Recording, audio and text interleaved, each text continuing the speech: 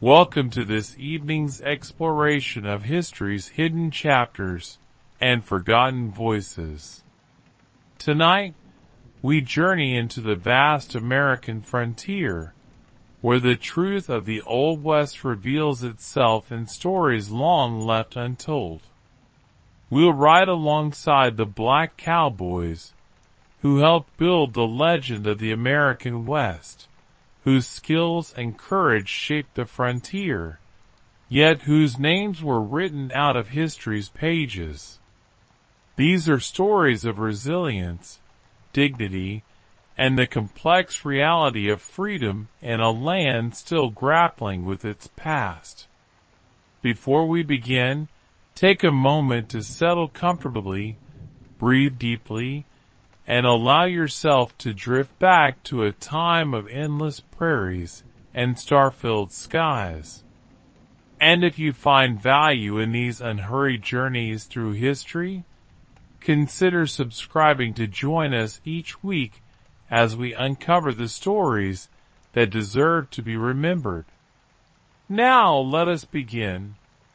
In the vast expanse of the American West, where golden prairies stretched endlessly toward distant mountains, and the sun painted the sky in shades of crimson and gold, there existed a truth that history often kept hidden in shadow.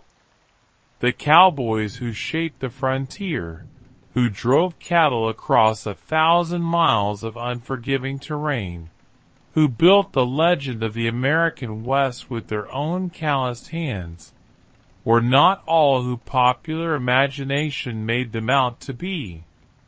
Among them, perhaps a quarter or more, were black men who had come from slavery, who had found in the open range a peculiar kind of freedom, even as they faced trials and prejudices that would test every fiber of their being.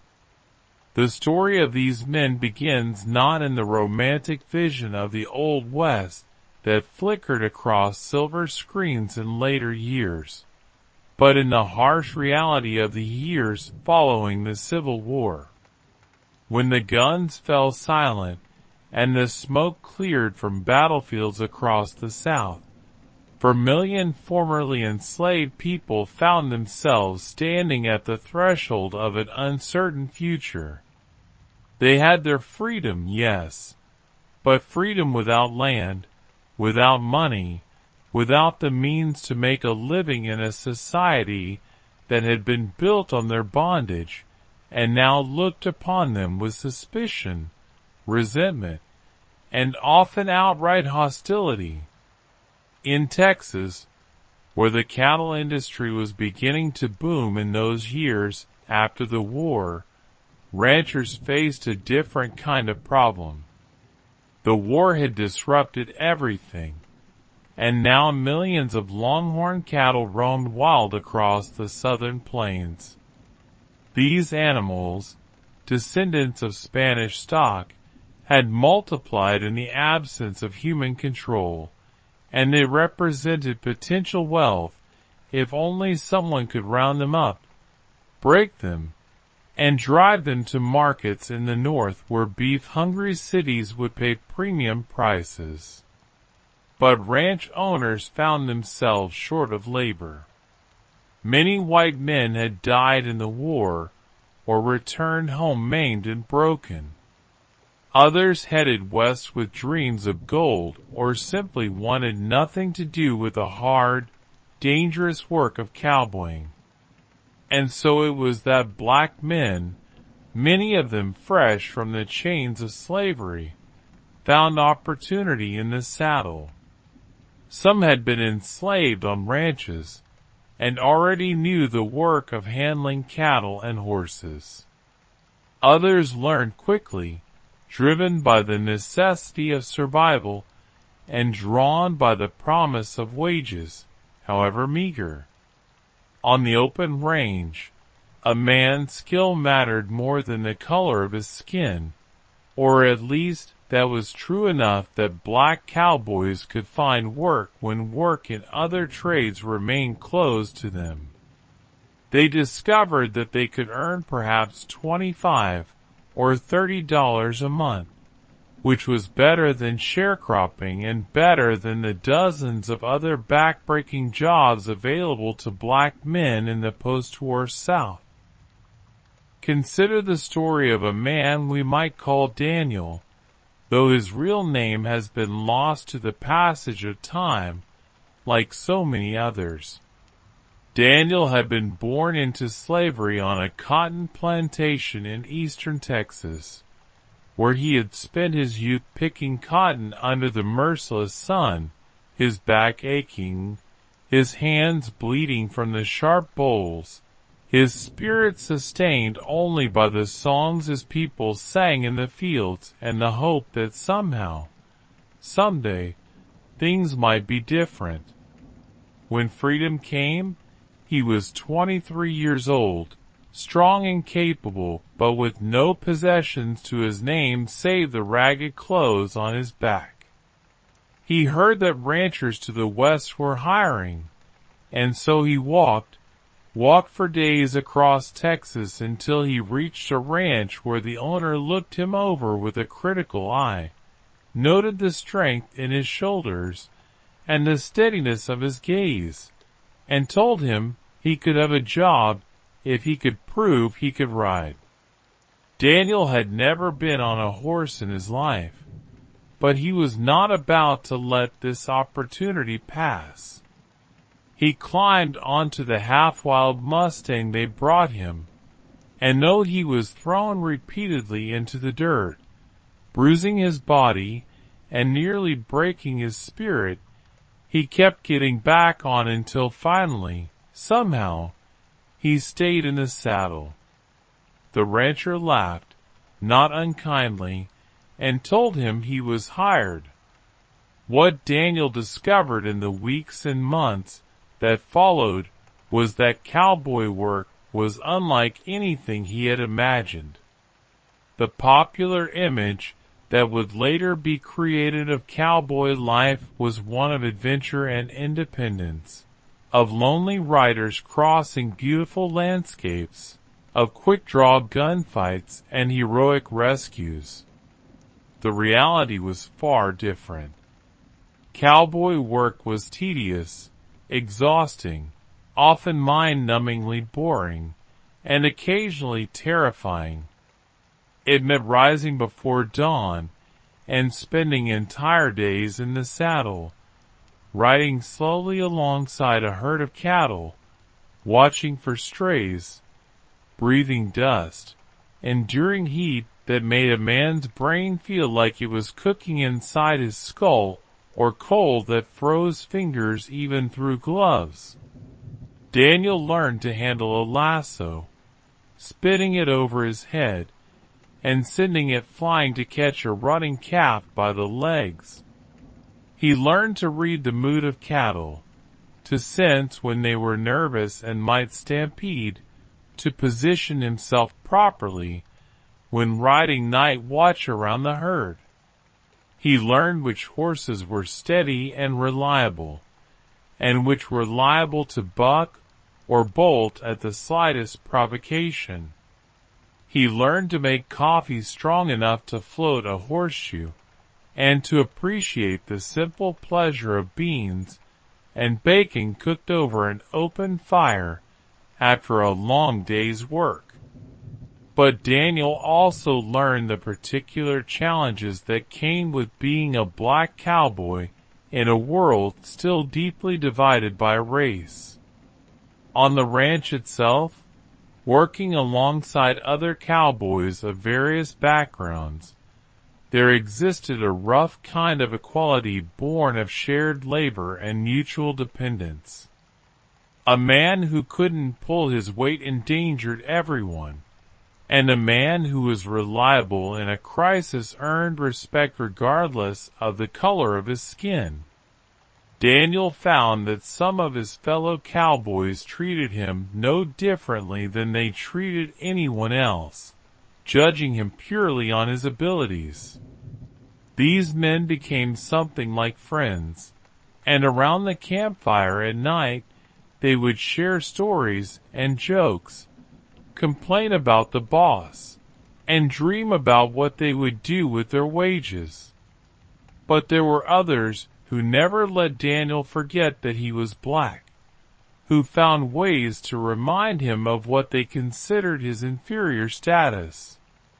They might give him the worst horses or the most unpleasant tasks. They might exclude him from certain conversations or make comments designed to humiliate.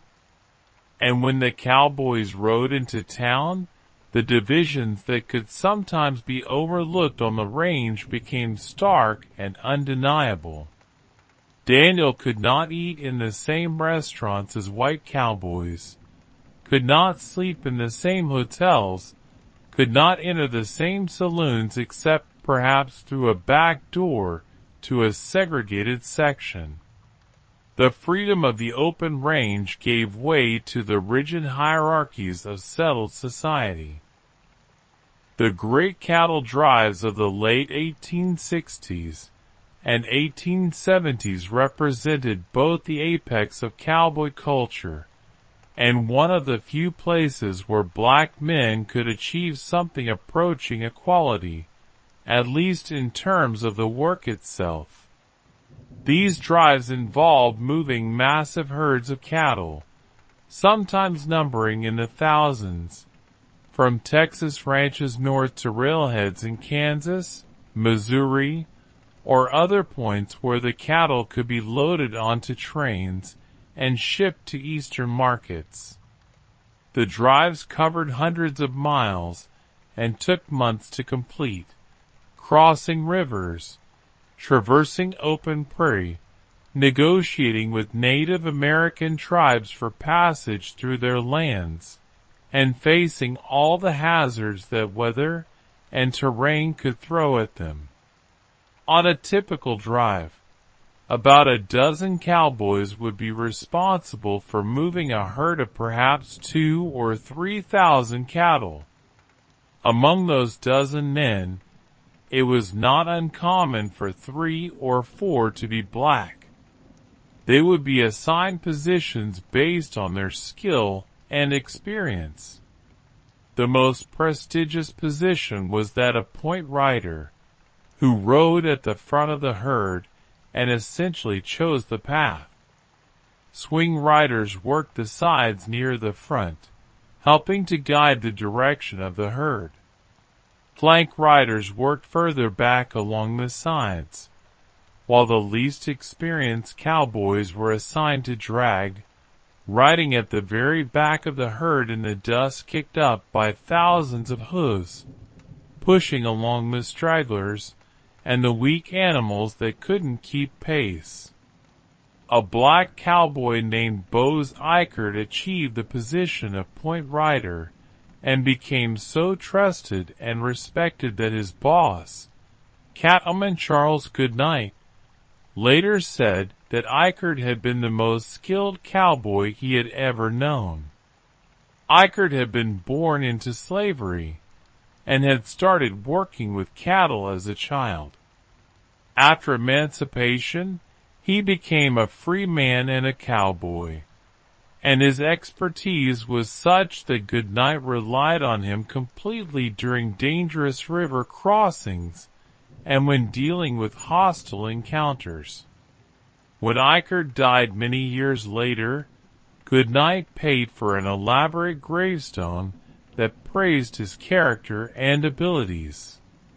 But for every black cowboy who achieved such recognition, there were dozens more whose contributions were never acknowledged, whose names were never recorded, whose stories were forgotten. They drove cattle through violent thunderstorms that sent the herd stampeding in panic, forcing cowboys to ride through the darkness at full gallop, trying to turn the lead animals and get them running in a circle until they calmed. They forded swollen rivers where the current was strong enough to sweep away man and horse, where cattle might pile up on top of each other in the water and drowned by the dozens. They endured days without adequate water, watching the cattle grow gaunt and desperate, praying that the next waterhole hadn't dried up.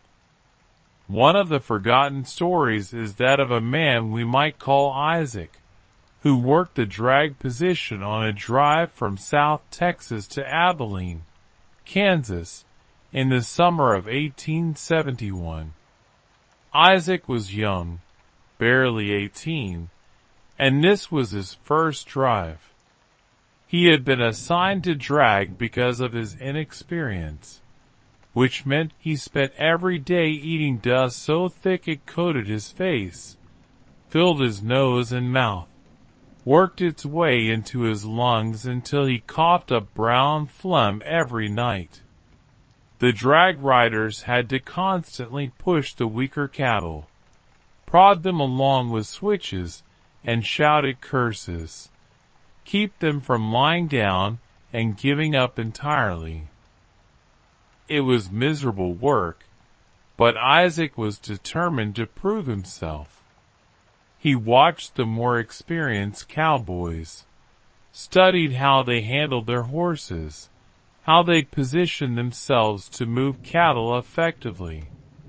He listened to their advice around the campfire at night, learning the tricks of the trade.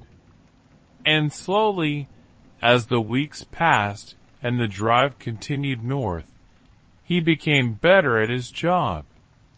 His horse, an ugly bay gelding with a mean streak, seemed to sense his growing confidence and became more responsive to his commands. The trail boss began to notice Isaac's improvement and gave him small words of praise that meant everything to the young man. The drive followed what was known as the Chisholm Trail, one of the major routes that cattle drives took north. The trail passed through varied terrain, from the flat coastal plains of South Texas through the rolling hills of Central Texas, across the Red River into Indian Territory, and finally onto the plains of Kansas. Along the way, the cowboys encountered all manner of challenges.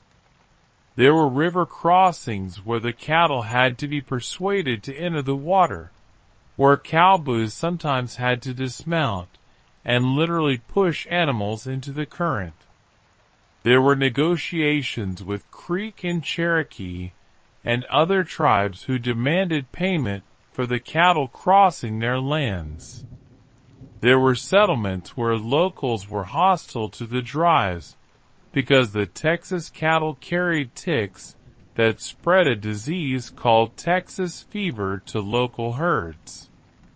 And there were the nights on watch, when Isaac would ride slowly around the perimeter of the bedded herd, singing softly to keep the cattle calm. The songs he sang were ones he had learned from his mother, old spirituals with words about crossing over Jordan and climbing up the mountain to reach the promised land. He sang about freedom and deliverance, and the cattle seemed to respond to the sound of his voice, lying quietly under the stars. On clear nights, the sky was so full of stars that it seemed like a man could reach up and touch them, and Isaac would feel a sense of wonder at the vastness of the world and the strange turns his life had taken that had led him here, to this moment, to this place. But the tranquility could be shattered in an instant. One night, lightning struck near the herd without warning, the brilliant flash and immediate crack of thunder causing the cattle to leap to their feet in panic and begin running. Isaac felt his horse tense beneath him, and then he was galloping through the darkness, riding alongside the stampeding herd, trying to reach the front to help turn the leaders. All around him was chaos, the thunder of thousands of hooves, the terrified bellow of cattle, the shouts of other cowboys somewhere in the darkness. His heart pounded with fear and exhilaration as his horse stretched out in a full run, trusting the animal's night vision and sure-footedness to keep them both alive. Somehow, miraculously, the cowboys managed to turn the herd and get them running in a circle, and gradually the cattle slowed and finally stopped, milling about nervously but no longer in full panic. When morning came and the cowboys gathered to assess the situation, they found that they had lost perhaps 24 head that had run off in different directions or fallen and been trampled. One of the swing riders had been thrown from his horse and had a broken arm. But it could have been so much worse, and the trail boss praised the crew for their quick response.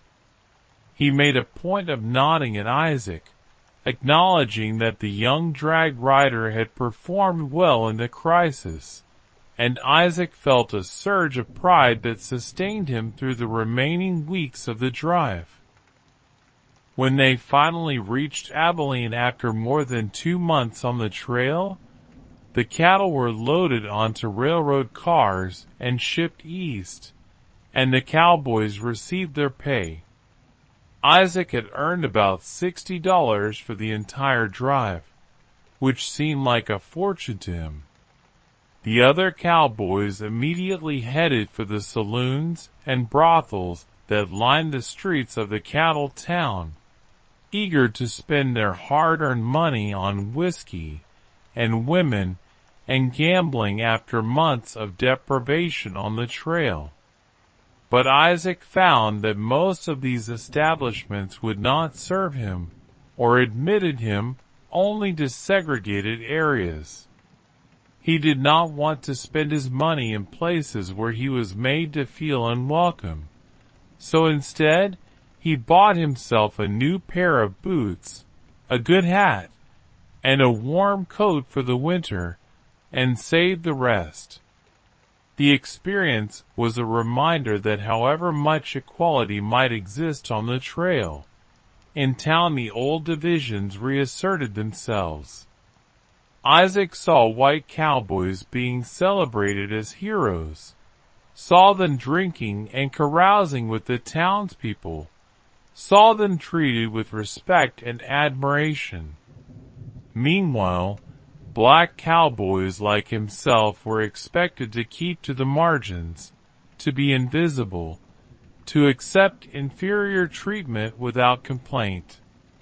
It rankled, but Isaac had learned early in life that there were battles one could not win, that survival sometimes meant swallowing one's pride and enduring indignity.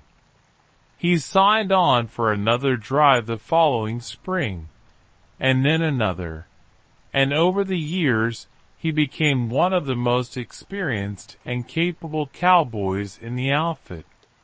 He was promoted from drag to flank to swing, eventually earning the respect of being given more responsible positions. He became known for his ability to doctor sick cattle, having learned from an old black cowboy who had studied under his enslaved father, who had been forced to care for animals on a plantation. Isaac could diagnose ailments, knew which plants could be made into poultices or teas to treat various conditions, could set broken bones and stitch wounds. This knowledge made him valuable, and the trail bosses knew that having Isaac along meant their losses to disease and injury would be lower. But Isaac also experienced the violence that was never far from the surface in the frontier West. On a drive in 1874, the crew had a run-in with a group of white men who took exception to black cowboys working alongside whites. The confrontation happened at a river crossing where the men, who were local residents, demanded that the black cowboys get out of the water and let the white cowboys handle the crossing. The trail boss, a man named Thornton who believed in judging men by their abilities, refused. Words were exchanged, tempers flared, and suddenly guns were drawn. Isaac found himself staring down the barrel of a revolver held by a man whose face was twisted with hate, who called him names that cut deeper than any physical blow could have. Time seemed to slow down, and Isaac was certain he was about to die. But then one of the white cowboys, a man named Riley who Isaac had worked with for years, stepped between them and told the local man to back off. Riley's hand was on his own gun, and his voice was calm but firm as he said that Isaac was part of their crew and that anyone who had a problem with that would have to go through all of them. Other cowboys moved to stand beside Riley, forming a line, and after a tense moment, the local men backed down, muttering threats, but ultimately riding away. Isaac never forgot that moment, never forgot the feeling of facing death, and then being saved by men who stood up for him despite the color of his skin. It complicated his understanding of the world, because he knew that many white men harbored prejudice against him. But he also knew that some, like Riley, judged him as an individual and valued him as a fellow human being. It made him realize that people could not be easily categorized, that there was complexity and nuance in human relationships even in a society structured by rigid racial hierarchies. The great age of the cattle drives lasted only about 20 years, from the late 1860s to the late 1880s. By then, several factors brought the era to an end. The expansion of railroads into Texas meant that cattle no longer needed to be driven north. They could be shipped directly from ranches. The open range was increasingly fenced off as farmers settled the plains and claimed land under the Homestead Act. Conflicts with Native American tribes, who understandably resented the intrusion of cattle drives through their territories, made the drives more dangerous and complicated. And a severe winter in 1886 and 1887 killed hundreds of thousands of cattle across the plains, devastating the industry. As the cattle drives ended, black cowboys found themselves having to adapt to changing circumstances. Some continued to work on ranches, where the work became more settled and routine.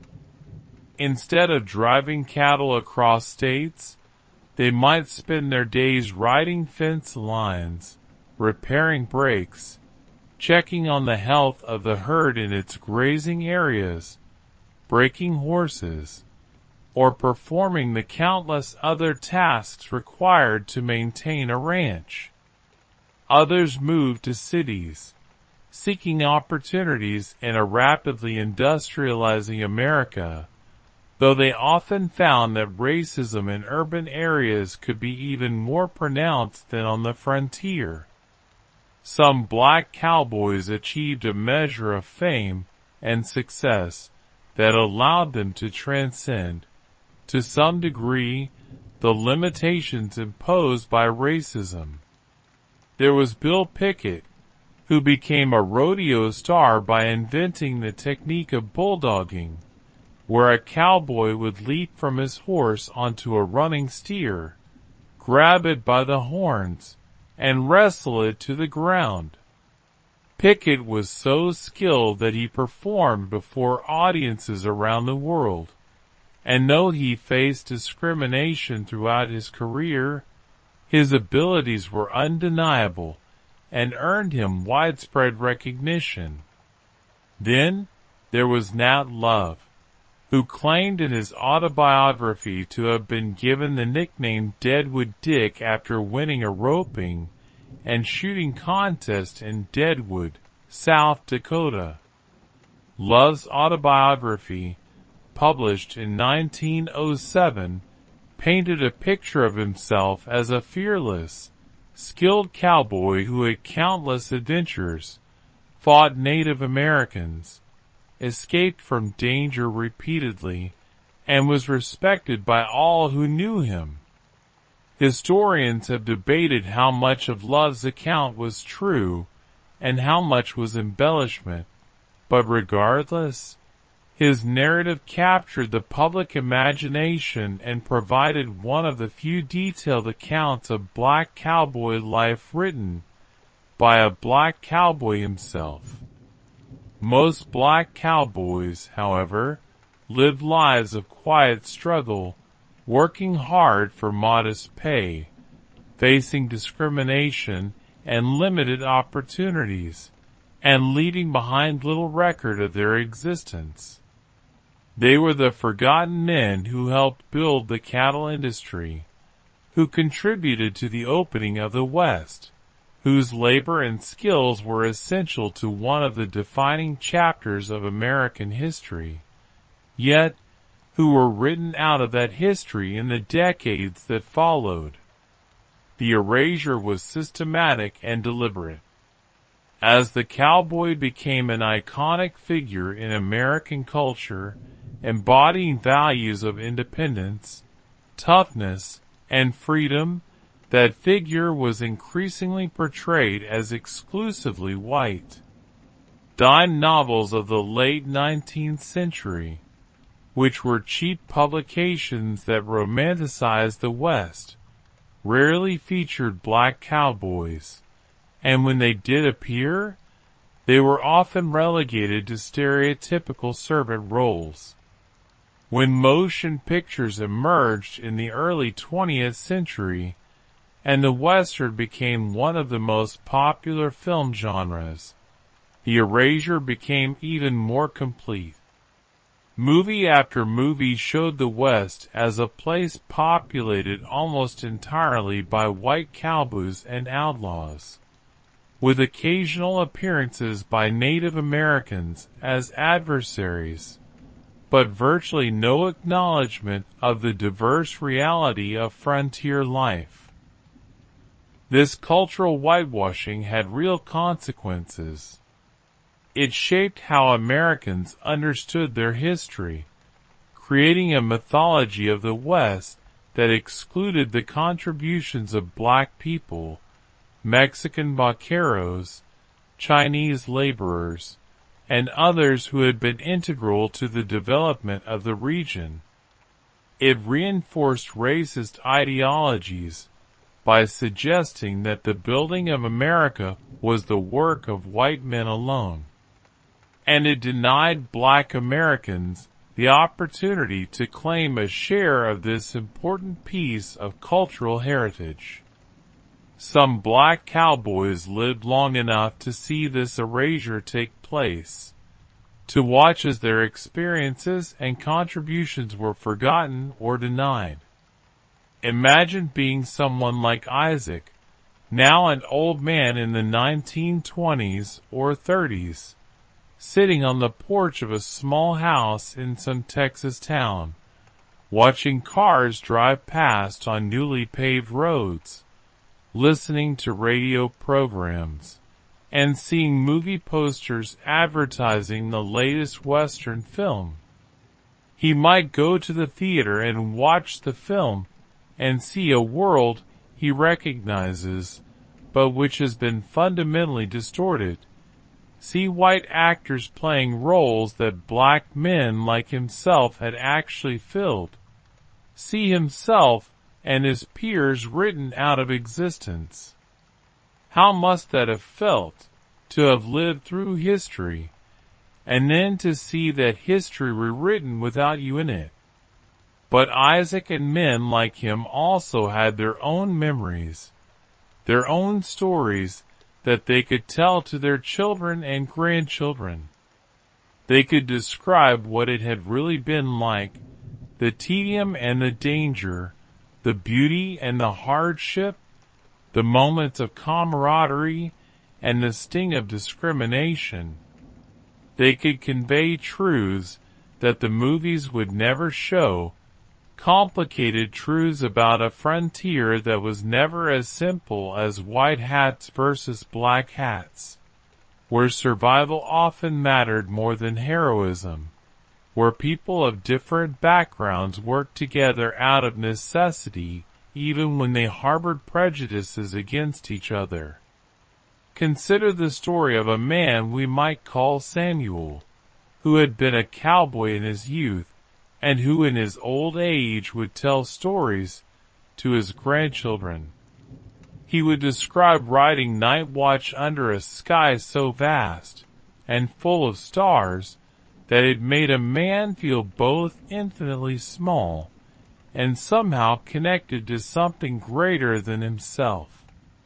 He would tell them about the music of cattle drives, how the cowboys would sing to calm the herd, how the songs would drift across the prairie and mingle with the sounds of lowing cattle and creaking saddle leather, and the soft thud of thousands of hooves on grass.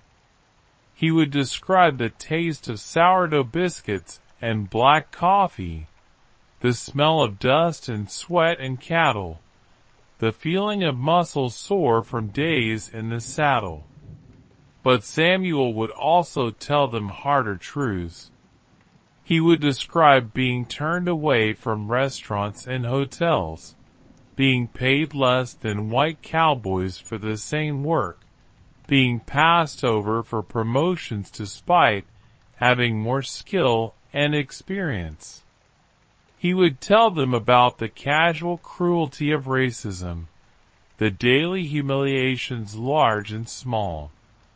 He would describe friends who had been killed or injured, dreams that had been deferred or destroyed. He wanted his grandchildren to know that their grandfather had been part of something important, that he had contributed to building this country. But he also wanted them to understand the price that contribution had required. Samuel's grandchildren would grow up in a different world than he had known. They would come of age during the civil rights movement, would see black Americans fighting for dignity and equality in new ways, using new tools. Some of Samuel's stories would resonate with them, would help them understand that the struggle for justice had deep roots, that their ancestors had faced similar challenges and had found ways to maintain their humanity and dignity even in the face of oppression. Other aspects of Samuel's stories might seem alien to them, might reflect attitudes or compromises that a new generation would reject. But the core truth remained: black cowboys had been real, had been skilled, had been essential to the development of the American West, and their story deserved to be told and remembered. In recent decades, historians have worked to recover and document the history of black cowboys, conducting research, gathering oral histories, and publishing books and articles that bring their experiences to light. Museums have created exhibits, documentaries have been filmed, and slowly, gradually, the narrative of the American West has begun to be corrected to include the full diversity of those who lived it. It is a process of historical recovery, of giving voice to those who were silenced, of acknowledging complexity and contradiction in a story that was too often told in oversimplified terms. The recovery of this history matters not just as an academic exercise, but as a way of understanding American identity more fully. The cowboy remains a potent symbol in American culture, representing certain values and ideals that continue to resonate. By acknowledging that black men were cowboys too, by recognizing their contributions and their experiences, we expand and enrich our understanding of what it means to be American. We acknowledge that the story of this nation has always been more diverse and complicated than simplified narratives suggest. There is also something powerful in the specific nature of cowboy work and cowboy culture that makes the presence of black cowboys particularly significant. The cowboy existed in a kind of liminal space, between wilderness and civilization, between the old frontier and the modern nation. On the open range, away from towns and their rigid social structures, there existed the possibility, however imperfect and incomplete, for a different kind of social order. A man's abilities and his character could matter more than the circumstances of his birth. It was not a perfect meritocracy by any means, and racism certainly existed even on the range, but there was at least the possibility for individual black men to earn respect and to exercise agency in their own lives to a degree that was often impossible in other contexts. This was the paradox that black cowboys lived with. They existed in a society that was deeply racist, that denied them full humanity and citizenship, that limited their opportunities at every turn. Yet in the specific context of cowboy work, they could sometimes find a measure of dignity and purpose. They could develop skills, could take pride in their abilities, could experience the satisfaction of a job well done. They could form bonds of friendship and mutual respect with some of their fellow cowboys. They could feel the freedom of the open prairie, could experience moments of beauty and transcendence that made the hardships worthwhile. One can imagine an old black cowboy, near the end of his life, reflecting on his experiences and trying to make sense of them. He might think about the contradiction of having loved a way of life that existed within a system that oppressed him. He might remember the exhilaration of a successful cattle drive, the satisfaction of breaking a difficult horse, the camaraderie of good companions around a campfire, and wonder how those memories can coexist with memories of humiliation and discrimination. He might recognize that both sets of memories are true, that human experience is complex enough to contain both oppression and agency, both suffering and joy. The life of a black cowboy was hard in ways that went beyond the physical hardships that all cowboys faced. It required a kind of psychological resilience, an ability to maintain one's sense of self-worth in the face of constant messages that one was inferior. It required the ability to take satisfaction in one's work even when that work was not properly acknowledged or rewarded. It required the ability to form human connections across racial lines, while still recognizing the fundamental inequality that structured those connections. But it also offered something valuable, something that could not be entirely taken away by racism or discrimination. It offered the experience of competence, of mastery, of being skilled at something difficult and important. It offered moments of beauty and wonder in the natural world. It offered stories that could be told and retold, memories that could be cherished, a sense of having lived a full and meaningful life despite the obstacles. The black cowboys who rode the trails in the decades after the Civil War were pioneers in more ways than one. They were pioneers of the frontier, helping to open up new territories and build new industries.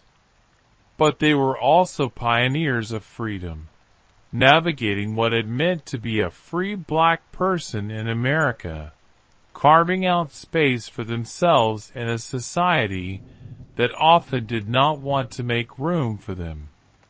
They were testing the boundaries of what was possible, pushing against limitations, claiming their rights to work and to earn and to make their own choices even when those rights were contested. Their legacy extends beyond their specific contributions to the cattle industry. They were part of a larger story of black Americans in the post-Civil War era working to build lives of dignity and purpose, to create community and culture, to raise families and pass on values to the next generation. The black cowboys took their place alongside black farmers and teachers and craftsmen and entrepreneurs, all of whom were engaged in the fundamental work of transforming freedom from an abstract concept into a lived reality.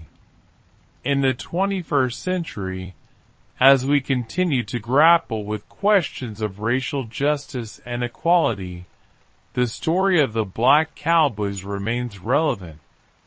It reminds us that American history is richer and more complex than simplified narratives suggest. It challenges us to look beyond stereotypes and to see the full humanity of all who contributed to building this nation. It reminds us that black Americans have always been part of every chapter of American history, not as passive victims or marginal figures, but as active participants and contributors. The vast prairies where the cattle drives once passed are mostly gone now, converted to farmland or subdivisions or crossed by highways. The towns where the cowboys once rode in after months on the trail have grown into cities or faded into ghost towns. The men who lived this history are all long dead. But their story endures, waiting to be told and retold, waiting to be claimed as part of our collective heritage. Imagine standing on a hill in Texas or Kansas or Oklahoma, looking out over the landscape, and trying to picture what it was like when herds of cattle numbering in the thousands moved slowly across these same lands, when the only sounds were the lowing of cattle, and the creak of saddle leather, and the songs the cowboys sang. Imagine the dust rising in clouds behind the herd, visible for miles. Imagine the cowboys riding alongside, their faces weathered by sun and wind, their bodies aching from days in the saddle, their minds occupied with the work at hand, but sometimes drifting to thoughts of home or family, or what the future might hold. Among those cowboys, picture the black men who were part of every drive, who brought their own histories and experiences to the work, who faced challenges that their white counterparts did not face, who nevertheless persisted and contributed and carved out meaningful lives for themselves. Picture them as individuals, not as a monolithic group, but as men with their own personalities and quirks and dreams. Some were religious, carrying well-worn Bibles in their saddlebags and leading prayers before meals. Some were pranksters, who kept spirits up with jokes and tricks. Some were quiet and contemplative, preferring their own company. Some were ambitious, dreaming of the day when they might own their own ranch or start their own business. Some were simply trying to survive, to make enough money to support themselves and perhaps send something back to family members who needed help. Each of them had a story, a full and complex human story that deserves to be remembered and honored. The fact that most of their names have been lost to history does not diminish their significance. They lived, they worked, they loved, they struggled, they endured. They were part of one of the defining chapters of American history, and their presence in that chapter changes our understanding of what that history was and what it means. As the night deepens and the stars wheel overhead in their ancient patterns, as the modern world with all its noise and complication seems to fade away, we can let ourselves imagine more fully what it was like. We can imagine a young man like Daniel or Isaac or Samuel, lying in his bedroll after a long day's work, looking up at that vast canopy of stars, feeling the ache in his muscles and the satisfaction of knowing he had done his job well. We can imagine him thinking about his past and his future, about the family he had left behind and the life he hoped to build, about the strange mixture of freedom and constraint that characterized his existence. We can imagine him drifting off to sleep to the sound of cattle settling down for the night, to the distant howl of a coyote, to the soft murmur of other cowboys talking quietly around the dying campfire. We can imagine him dreaming, perhaps, of a world where his skills and his character were all that mattered, where the color of his skin did not determine his opportunities or limit his possibilities. It was a dream that would not be fully realized in his lifetime, perhaps not even in the lifetime of his grandchildren or great-grandchildren, but it was a dream worth holding on to, worth working toward, worth passing down through the generations. The black cowboys of the American frontier left behind more than just their labor and their contributions to the cattle industry. They left behind a legacy of resilience and dignity, of finding meaning and purpose even in difficult circumstances, of refusing to be defined solely by oppression. They showed that black Americans could excel at any task, could prove themselves in any arena, could claim their rightful place as full participants in American life. They added their voices to the ongoing conversation about what freedom means and what justice requires. Their story is part of the larger American story, inseparable from it, essential to understanding it fully. As we tell and retell the history of the West, as we continue to grapple with the complex legacy of race in America, we must make sure that the black cowboys are included, that their experiences are acknowledged, that their contributions are celebrated.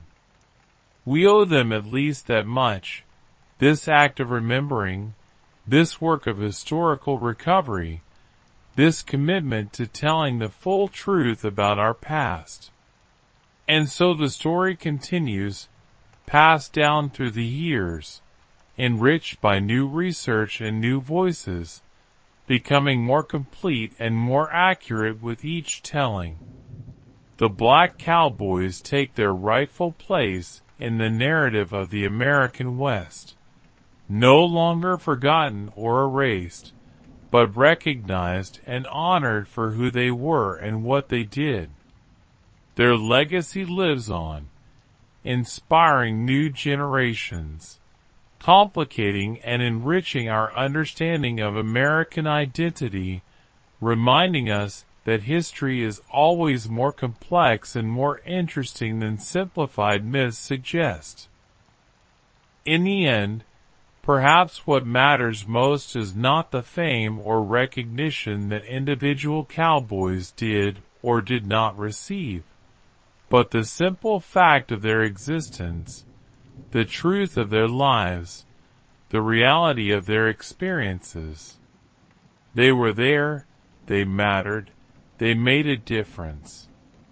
And now, as we recover their stories and bring them into the light, we honor their memory and we correct the historical record.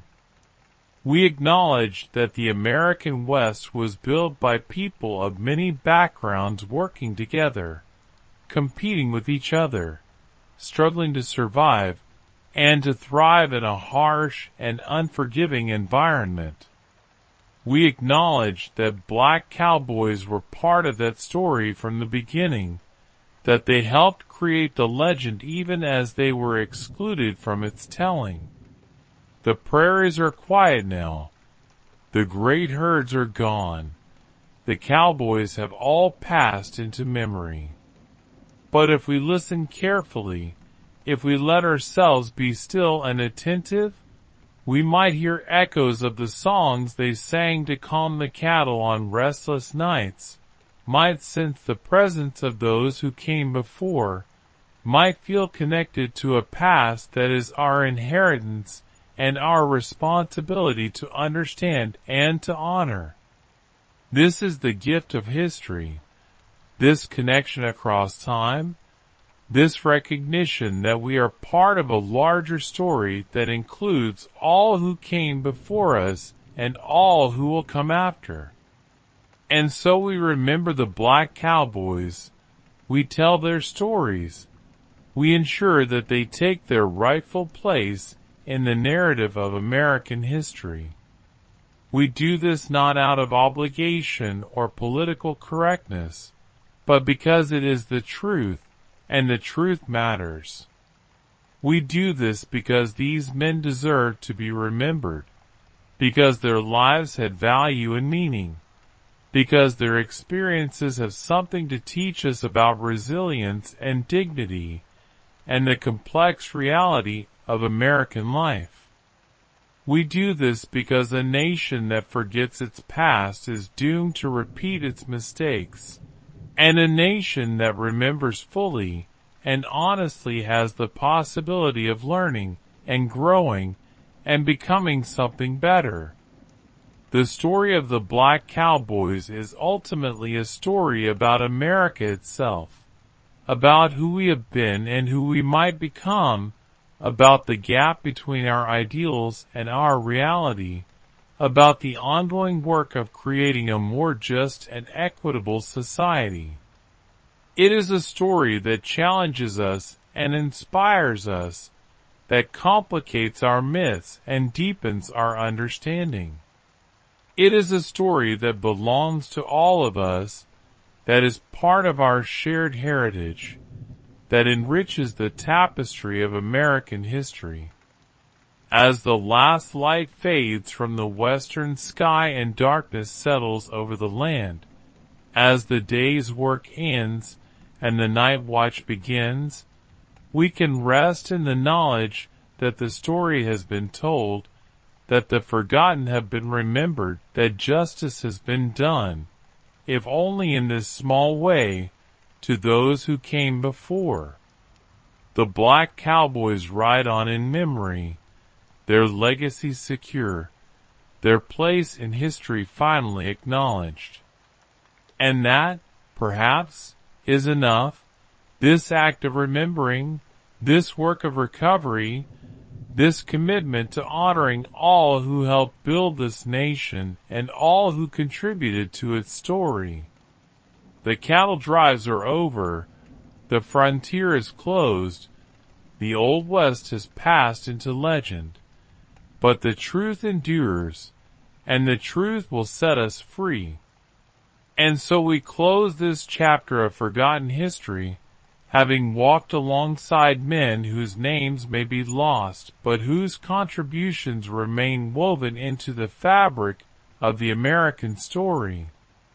As you drift towards sleep, carry with you the image of those vast prairies under endless stars, of cowboys of every background working together under the open sky, of human dignity persisting even in the face of injustice. Remember that history is never as simple as the legends suggest, that truth is always more complex and more beautiful than myth, and that every person who came before us deserves to have their story told honestly and completely. The Black Cowboys have taken their rightful place in our collective memory. Their legacy reminds us that the work of building a more just society continues, that remembering the past truthfully helps us understand the present more clearly, and that every voice matters in the great chorus of human history.